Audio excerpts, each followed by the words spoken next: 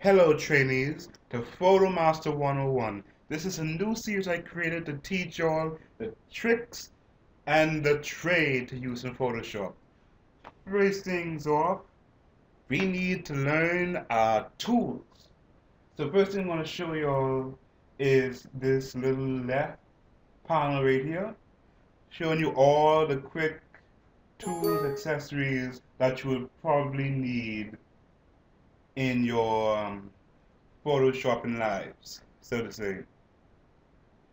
But most of these tools should come to no surprise. Let me just open up a new document and we can now show you all the tools.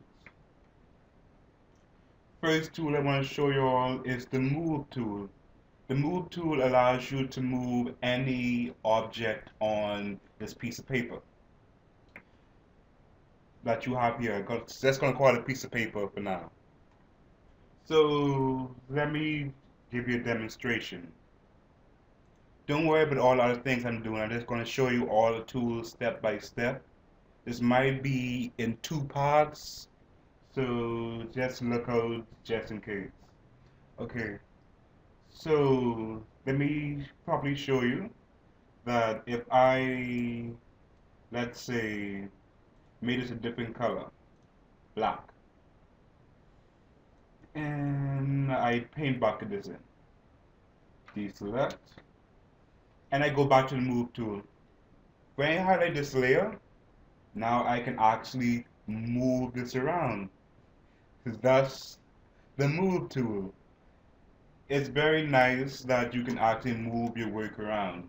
It's a very simple tool and doesn't need much explanation on it. The tool that I just used to draw this was called the selection tool. I call it the selection tool, but it's actually called rectangular marquee tool, elliptical marquee tool, single row marquee tool, and single column marquee tool. And forgive me if I say that name completely wrong, but that basically what you can do with this, you do select with them. But if I select the rectangular marquee tool, it will make a square to a rectangle. And click outside the box to deselect, or click inside to deselect.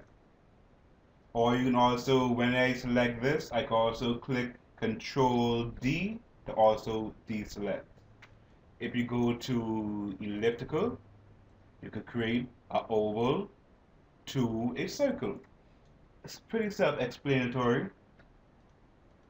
And you want to find out how I'm doing this as well, you have to hold left click and you can actually show the more options inside. You can tell if they have more options by the little arrow on the bottom right that you can see. So let's see, single row, it will just draw a line just for separation. For the row, column is the same thing. And Control D, deselect.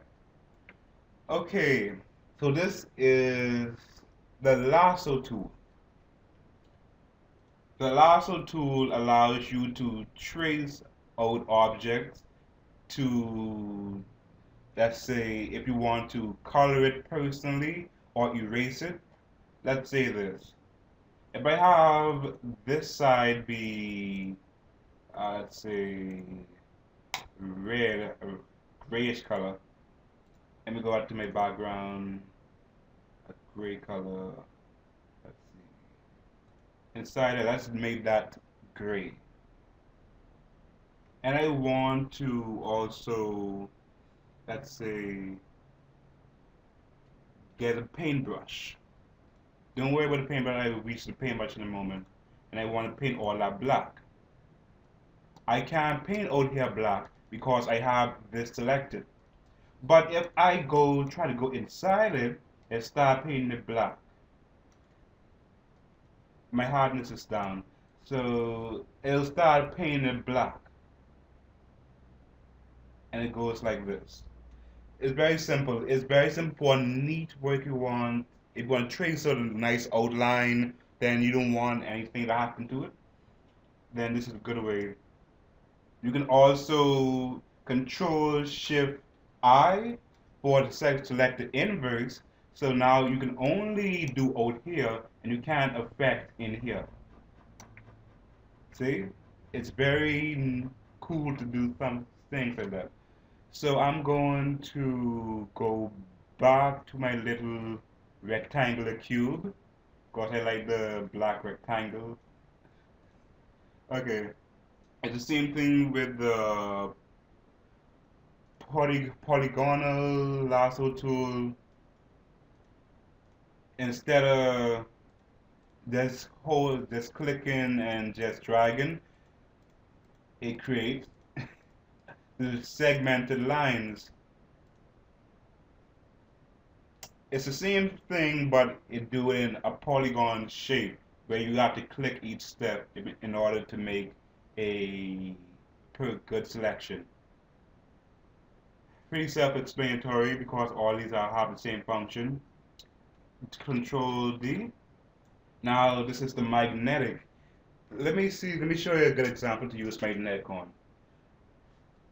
Magnetic is a selection tool that automatically sticks to a top layer of an image.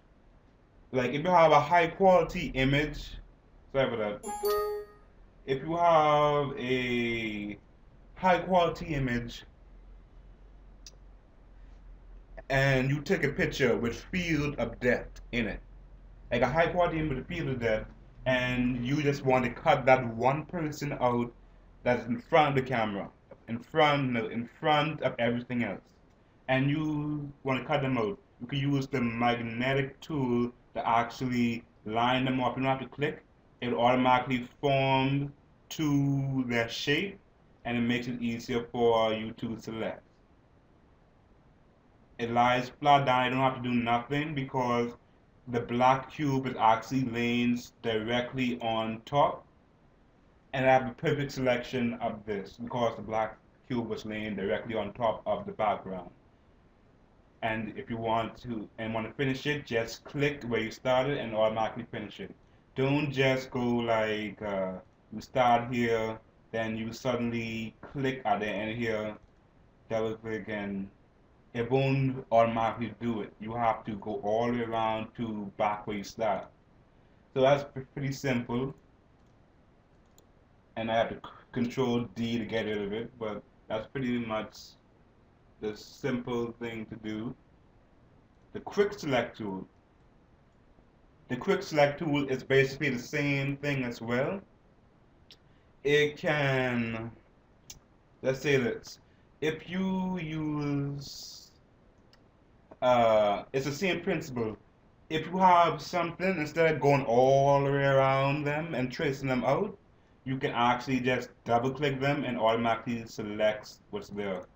So I double click outside the box, I tap the Control D to deselect it, and I try clicking outside the box. Won't let me.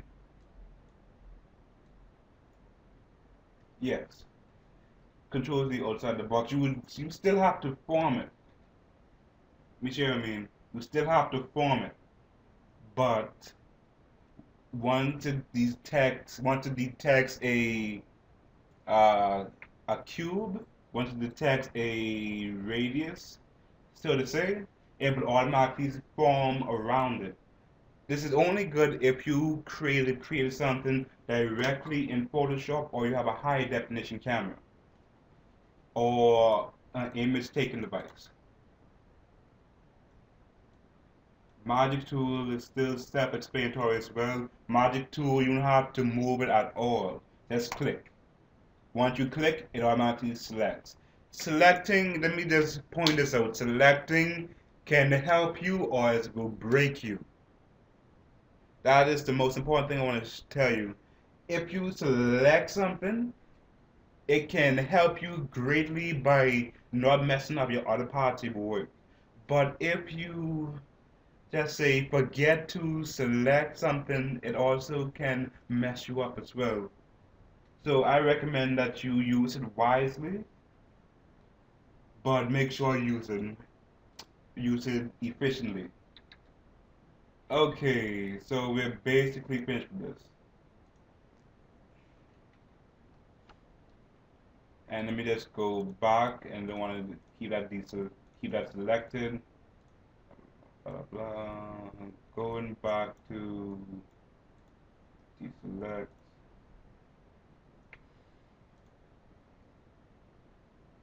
Oh yeah, that's the crop tool. Okay, now this is a tool everybody should know who do amateur photos. This is the crop tool. This is your friend.